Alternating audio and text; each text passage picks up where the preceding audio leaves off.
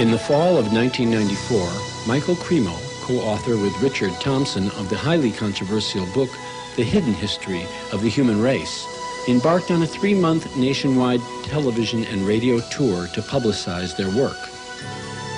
At the same time, a highly rated nationwide television program was aired dealing directly with the theme of their book. In the last 150 years, a mass of scientific evidence proving that people like ourselves existed millions of years ago has been systematically suppressed by the scientific establishment. The following are excerpts from these shows viewed or heard by more than 20 million people.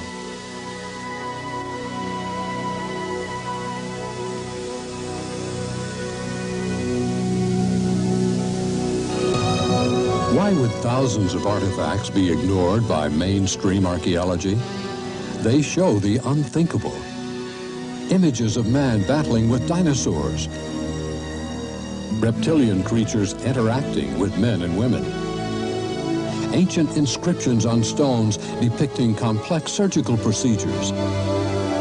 And carved metallic spheres found in rock strata 2.8 billion years old.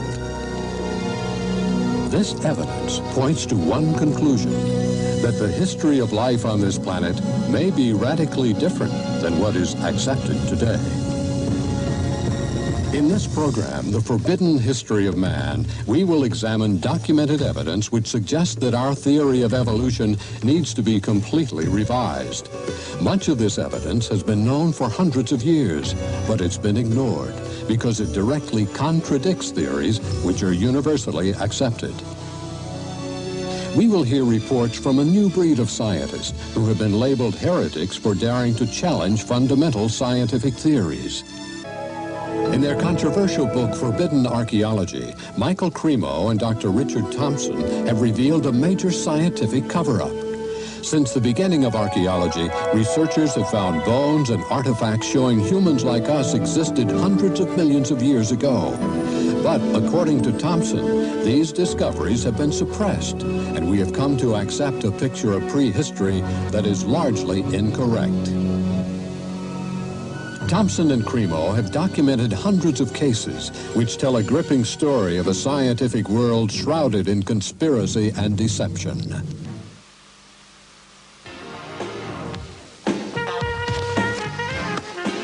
And welcome back to 43 Focus, and please welcome Michael Cremo, who's the co-author of this book, The Hidden History of the Human Race. Nice to see you, Michael. Good to be here, Gary. This, I believe, calls into question Darwinian's theory of evolution. Is that correct? Yes, Gary. Essentially, that theory says that human beings like us have been around for about 100,000 years. And before that, you would have had only ape-man-like creatures. Before that, apes and monkeys. What we found, however, when we looked into the entire history of archaeology, my co-author and I did 8 years of research. We looked at every archaeological discovery that's ever been made, and what we found is that there are hundreds of such discoveries that indicate human beings like ourselves have been around for literally millions of years. What's been the reception to this book? Oh, there's been, from the spokespersons of the scientific establishment, there has been absolute outrage. You know, for example, you know, how dare you come up with any kind of well, like Richard Leakey, for example, he said this book is, you know, pure humbug. Nobody would take it seriously but a fool. On the other hand, we've had many scientists and scholars say this is a wonderful book. It's really great that finally somebody has brought together all this evidence, because a lot of it's not available in English. You know, we had to do 8 years of research, translate papers from German, Russian. You referred to in India the Vedic literature? Well, yes, what is that? I was saying in the beginning that we do take our inspiration from these ancient Sanskrit writings of India. They're collectively called the Vedas. Among them are the Puranas. Purana is a Sanskrit word. It means history. Now, these histories tell of human civilizations on this planet going back millions of years. How do we know those are accurate? Well, that was our question, too. Richard Thompson and I, we thought, well, if if there's any accuracy to those statements, there must be some factual evidence to back them up. Now, when we looked in the current textbooks, of course, we didn't find any such evidence, but we thought, well, let's look a little bit further. And as I said, that led to an 8-year research program where we investigated every archaeological discovery ever made. And what we found is that, practically speaking, archaeologists and anthropologists have buried almost as much evidence as they've dug up. In other words... Or perhaps overlooked, cast aside? Well, yes, cast aside. And there have been some outright cases of suppression where people who have reported such things have had their careers ruined. We should never, I don't think, be afraid to investigate opposing points of view. And the hidden history of the human race is something that is in direct opposition, I guess, to the Darwinian theory of evolution. This human person who looked like us, existed millions of years ago, did not evolve from an ape, as we are led to believe in the Darwin theory.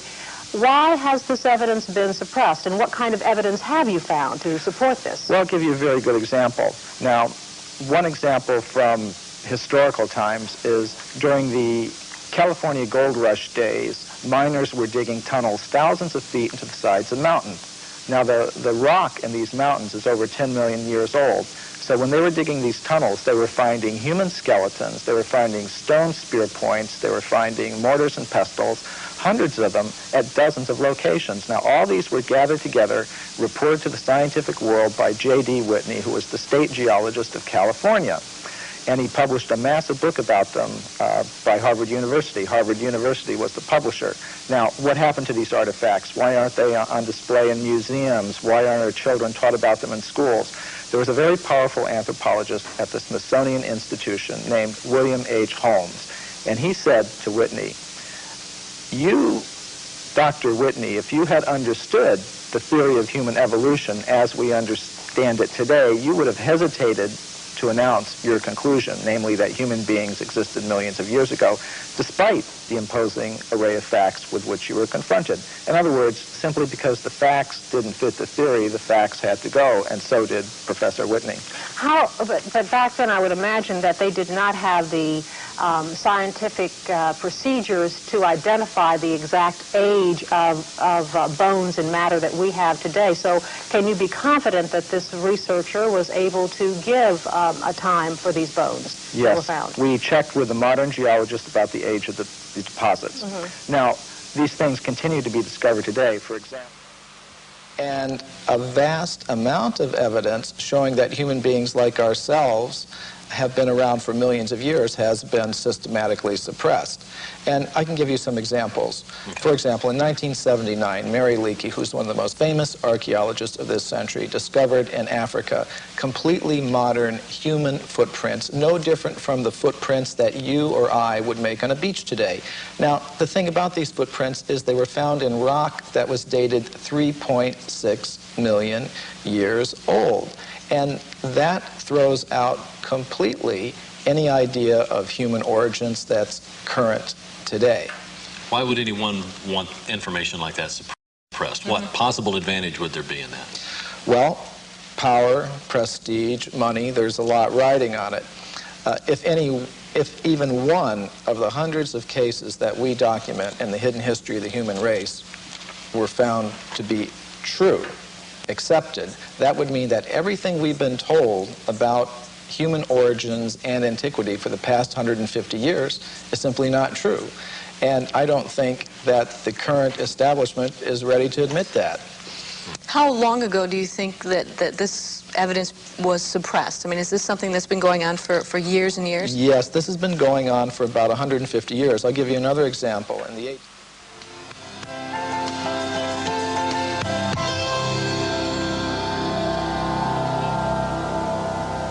Following what it is that you have uncovered from other people's findings in this type of thing, do you believe that man existed with the dinosaur, for example, to give people a general idea of how to pinpoint? Right, that's a very good question, Michelle. And from the evidence that we've uncovered, we have some very good reports of a human presence even before, the time of the dinosaurs. For example, in the 1840s, there was a scientific magazine called The Geologist, and it reported that in Macoupin County, Illinois, which is right here in North America, in the United States, a human skeleton, just like ours, had been uncovered in a coal mine, in solid coal, 90 feet deep underneath the ground. Now, Richard Thompson and I were able to discover from the reports exactly where that occurred.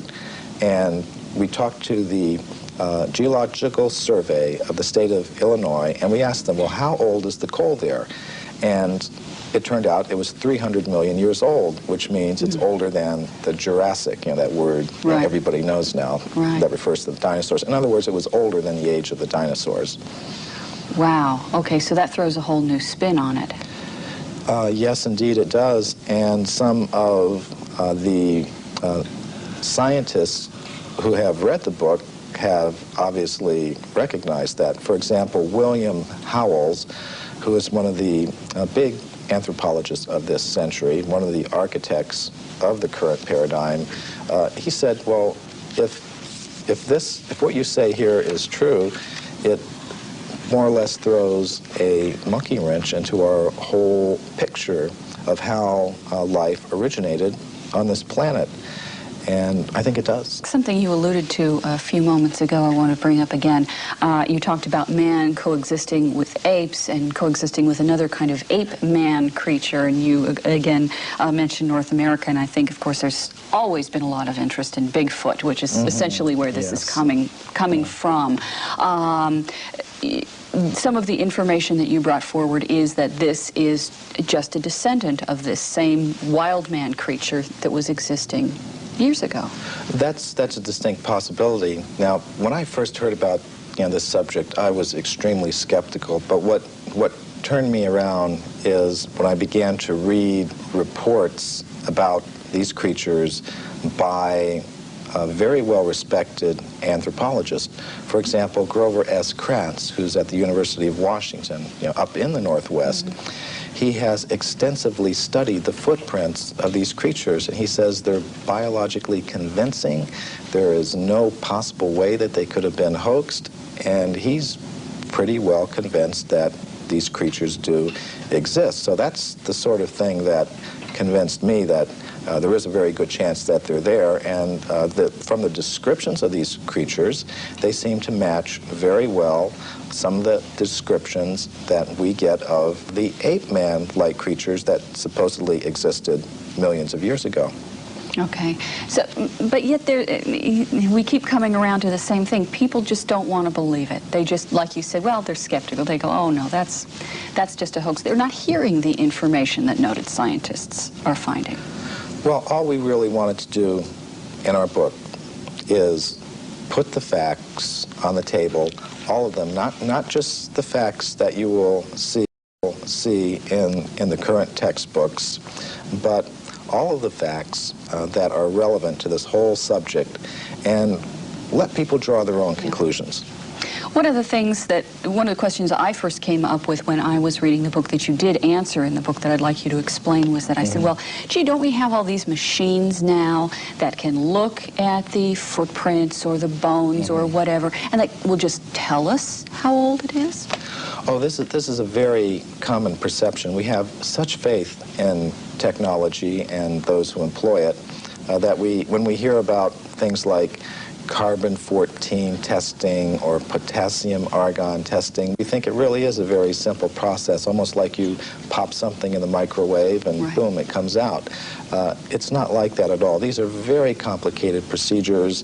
What I found in practice is that scientists may run several tests on the same piece of bone.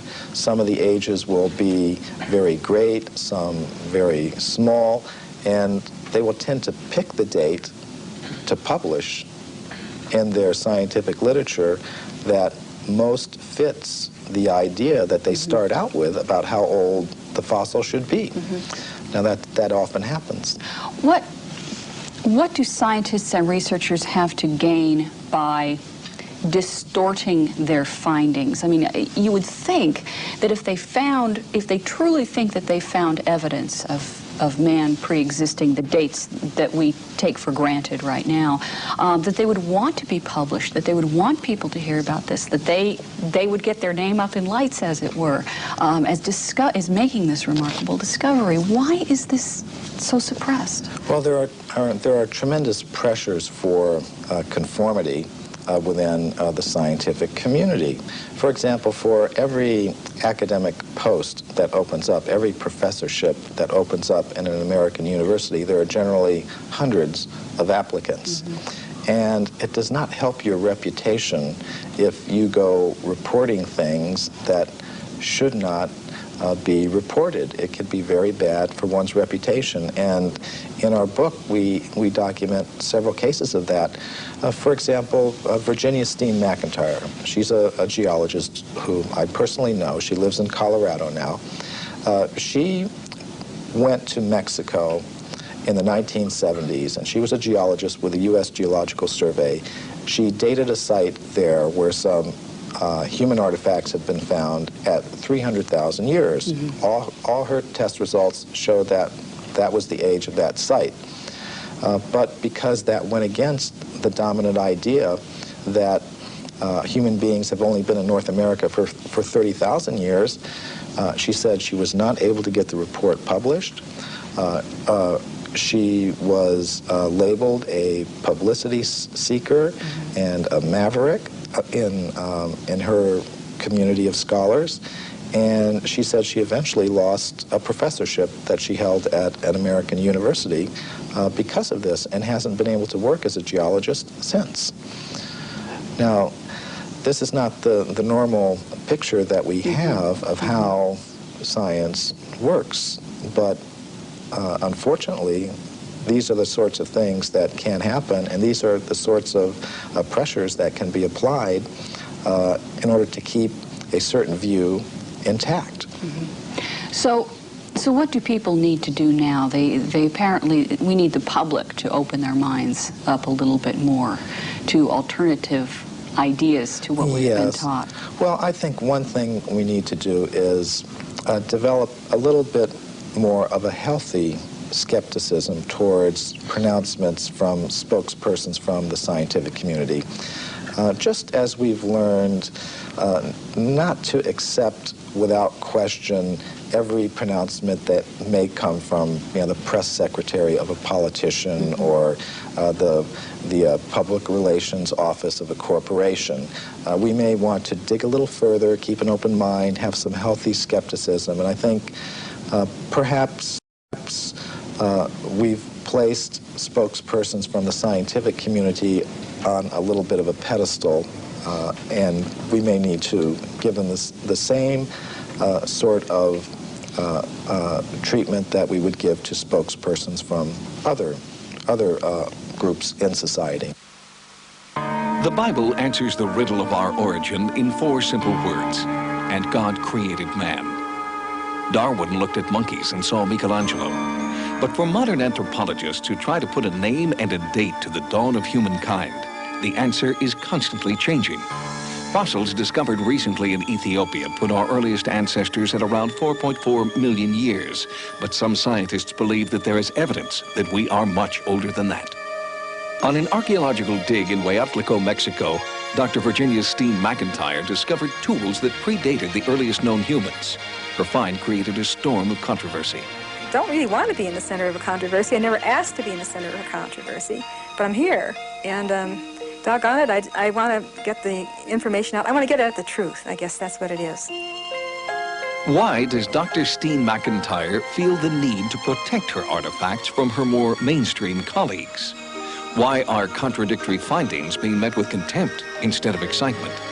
Some researchers charge it's because these new findings would turn modern anthropology on its head.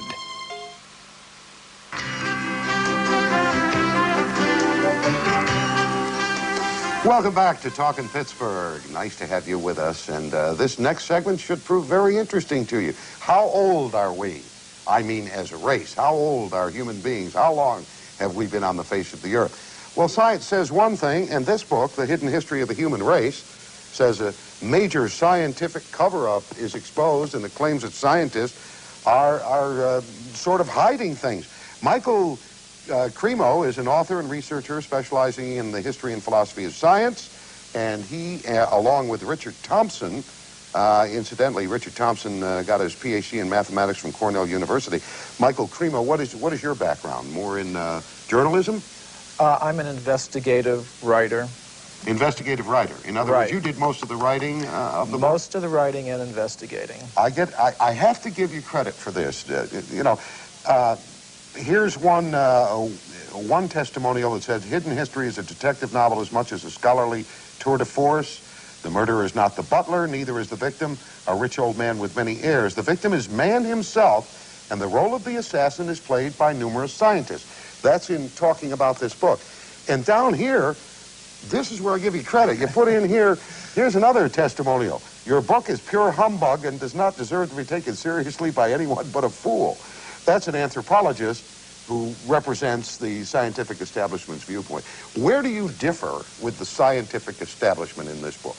Well, you're right. This book is causing shockwaves in the scientific community, and where we differ is, and let's just put the facts on the table and look at them and see how they've been dealt with.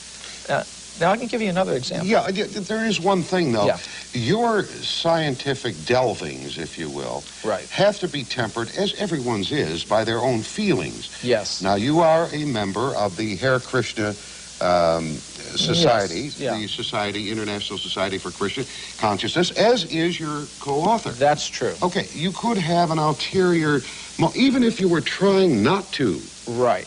Now, Hare Krishna believes in old souls, right? I mean, that we have been here for forever.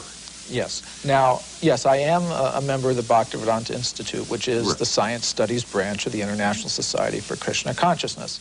And we do take some inspiration from the Vedic literatures of India, which do contain accounts of human civilizations being present on this planet millions of years ago.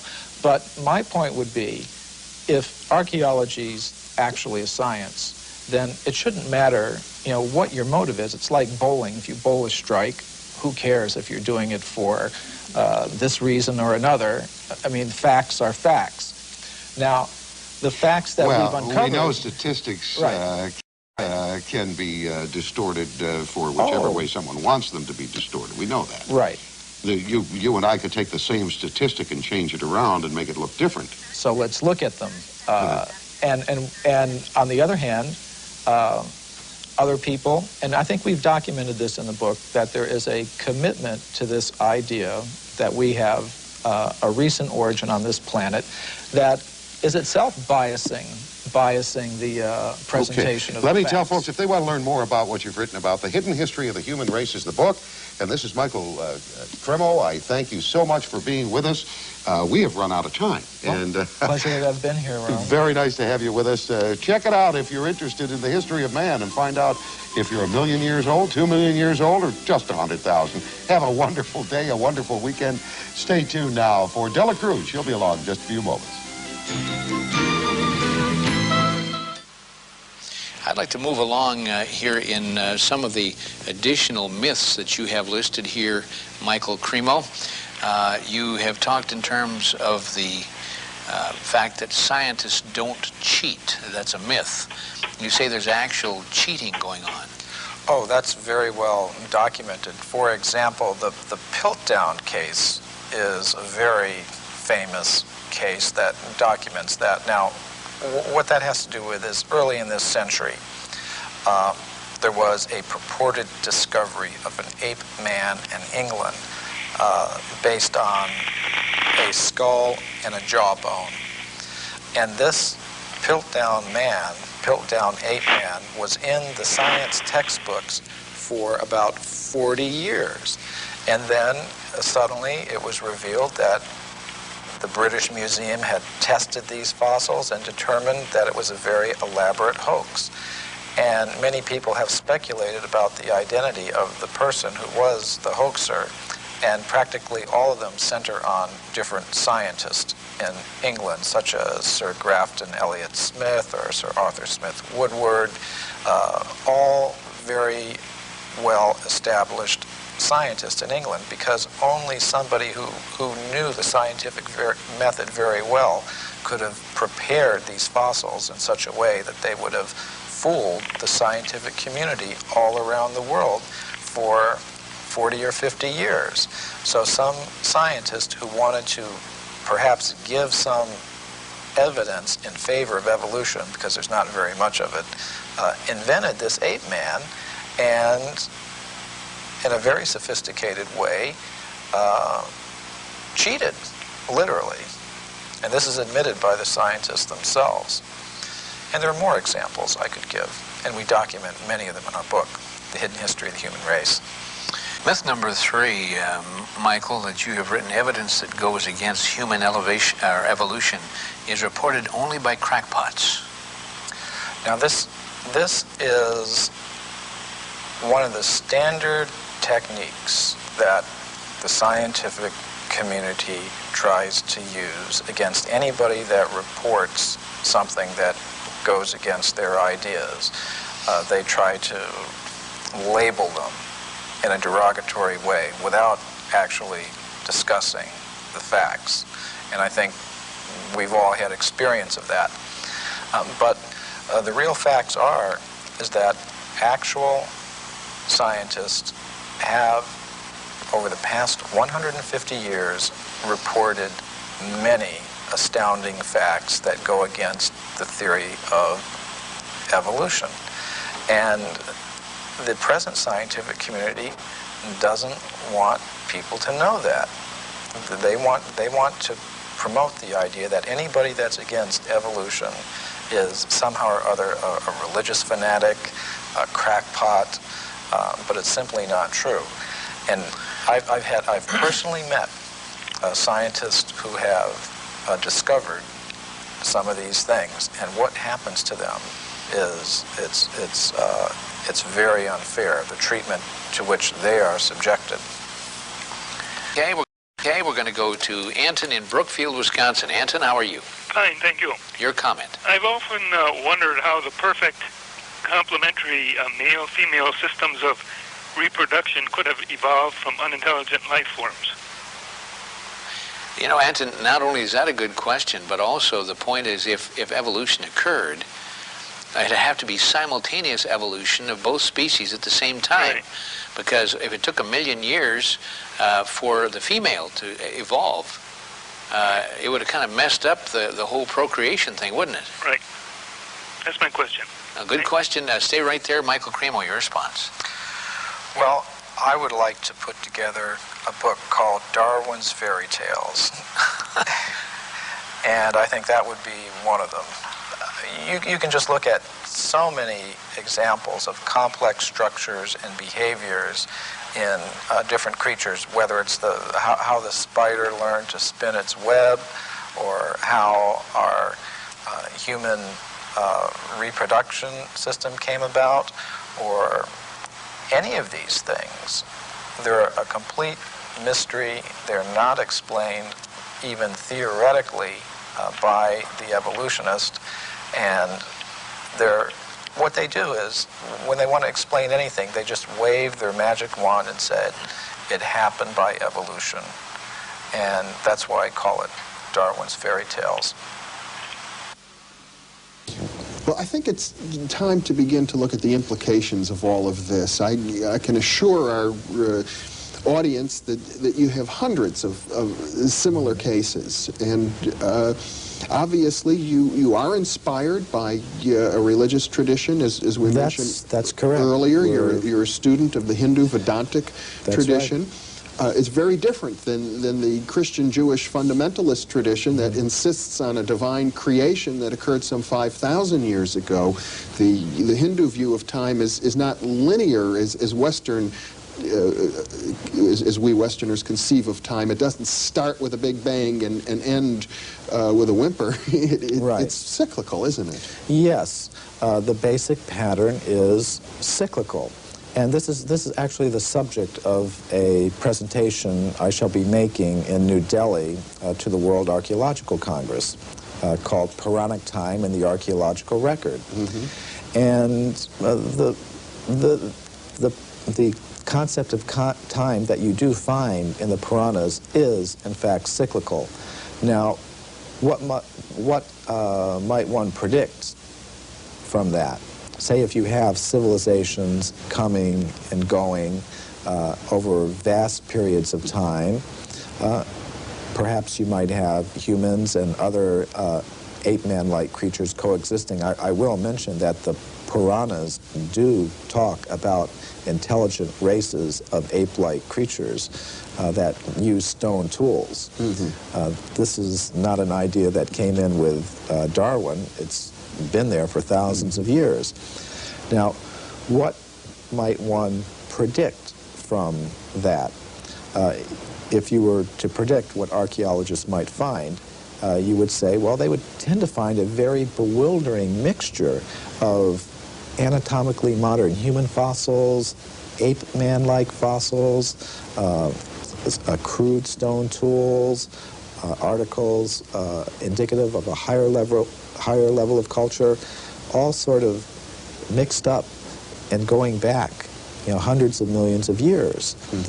I think you might also predict that given the biases of investigators towards a linear progressive idea of time, with things beginning in a very simple state and progressing in a linear fashion to a more advanced state, that they might edit that record to conform to their linear progressive biases. And indeed, both predictions we found in our investigations do come true. You actually do have that very bewildering, mixture of advanced artifacts and bones mixed up with more primitive ones, going back hundreds of millions of years. And you also do find a very systematic editing of this record to conform to a linear, progressive, you might call it evolutionary, view of things, which is quite amazing.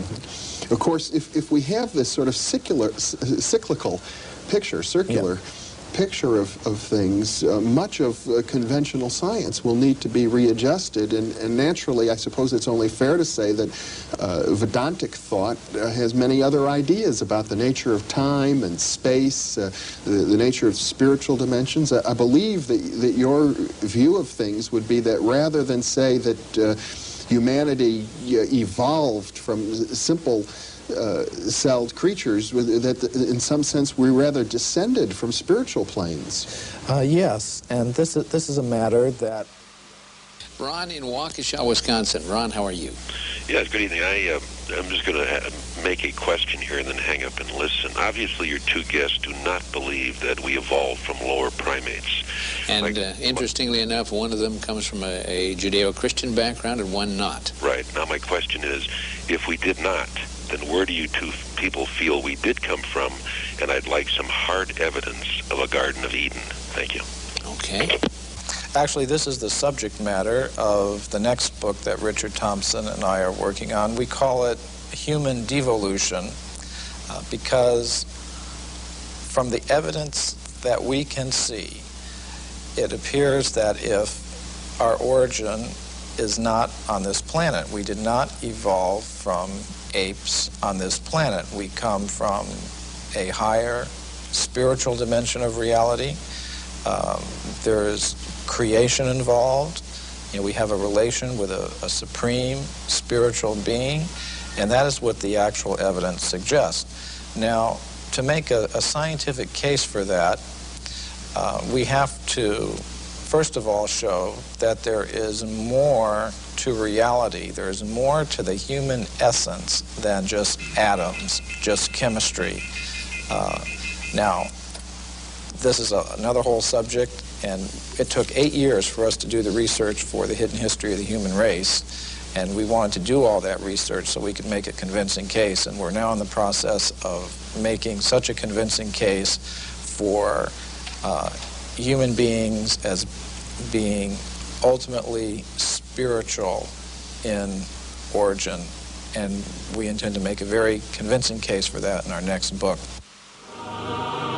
All the evidence suggests that human beings, as we know them, did not originate on this planet, but have come to this Earth from other dimensions. This network special will follow the efforts of a new breed of scientists who are courageously revealing a vast body of hidden knowledge. Carved stones, ancient statues, and human artifacts have been ignored by the academic establishment to protect their long-held theories of human origins. But should this evidence be allowed to speak for itself, the history of man on this planet may never be the same again.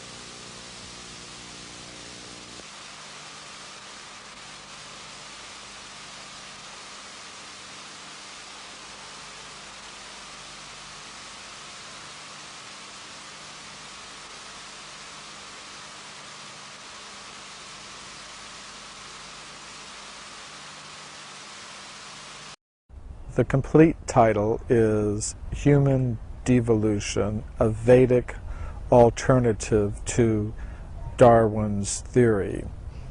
In my last book, Forbidden Archaeology, I presented evidence that contradicts the evolutionary theory of human origins. So people asked me, if we didn't evolve from the apes, then where did we come from? So I answer that question in this book, Human Devolution. In this book, I say before we ask the question, where did human beings come from, we should first ask the question, what is a human being? We should know what it is we're trying to explain. Today, many scientists will say that a human being is simply a combination of the ordinary material elements.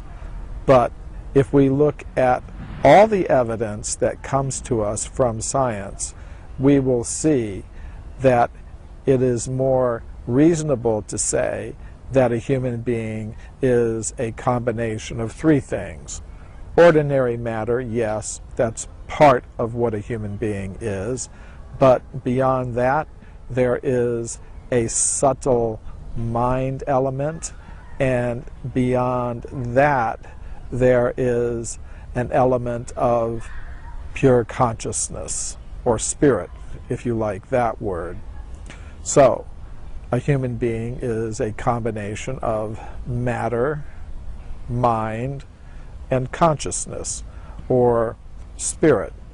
And there is scientific evidence for this. We don't have to speak about the ordinary matter because everyone already accepts that. But what evidence is there for a subtle mind element associated with the human organism that can act on ordinary matter in ways that we can't explain by our current laws of physics? One type of evidence comes from experiments with random number generators. Robert John was head of the engineering department at Princeton University in the United States. He began doing some experiments with these machines. A random number generator is a machine that will generate a random series of zeros and ones. If you let the machines run by themselves, they will generate 50% zeros, 50% ones. But John recruited students from Princeton University to sit in front of these machines. And they were instructed to simply will mentally that the machines, for example, generate more zeros than ones. The experiments have gone on for over 10 years with thousands of trials, and they have found that the students were actually able to do this. They were actually able to influence the machines to generate more zeros than ones or more ones than zeros, simply according to their mental intention. This provides evidence for a subtle mind element associated with the human organism that can act on ordinary matter in ways that we really can't explain by our current laws of physics. Is there any evidence for a conscious self that can exist apart from the body, apart from the mind? There is. It comes from medical reports of out-of-body experiences.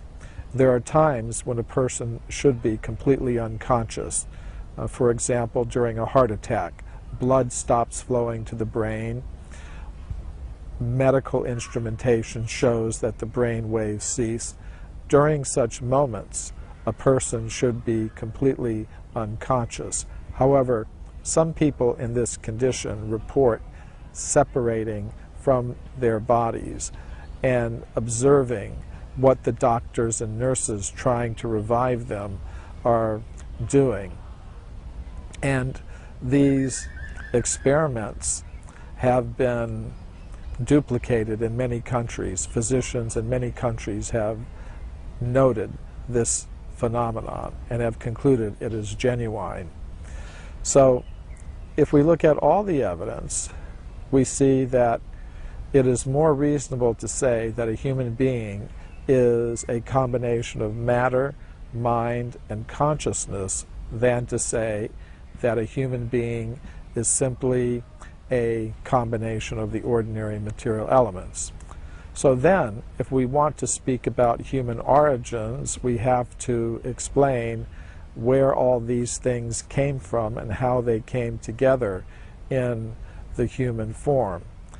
So once we accept that a human being is composed of matter, mind, and consciousness, this leads to the idea that we live in a multi-level cosmos, where one level is dominated by ordinary matter and inhabited by beings adapted to the conditions there. That's where we find ourselves now. But beyond that, there is a level of the cosmos dominated by the subtle mental energies and inhabited by beings adapted to the conditions there. Throughout history, people have had different names for such beings. They have called them angels, gods, goddesses, astral beings. There are many names for them. However, beyond that, there is a level of pure consciousness or spirit inhabited by beings adapted to the conditions there. One thing we notice about consciousness, it's individual, it's personal. This suggests that the source of all conscious beings is also individual and personal. It is possible to stay on the level of pure consciousness or spirit, living in harmony with the source of all conscious beings. However, if a conscious self gives up its connection with the source of all conscious beings, it enters into the lower levels of the cosmos. It enters into the regions of mind and matter and becomes covered by those elements. So that is what I mean by devolution. It's the process whereby a conscious self departs from the level of pure consciousness or spirit and enters into the lower regions of the cosmos. becoming covered by the lower elements of mind and matter. So, to put it very simply, we don't evolve up from matter, as many scientists now believe. Rather, we devolve or come down from the level of pure consciousness or spirit. But it is a process that can be reversed. Every great spiritual tradition of the world has some process of meditation, prayer, or yoga, which is meant to help restore the conscious self to its original position, to free it from its coverings of the lower energies. And that is the actual purpose of human life.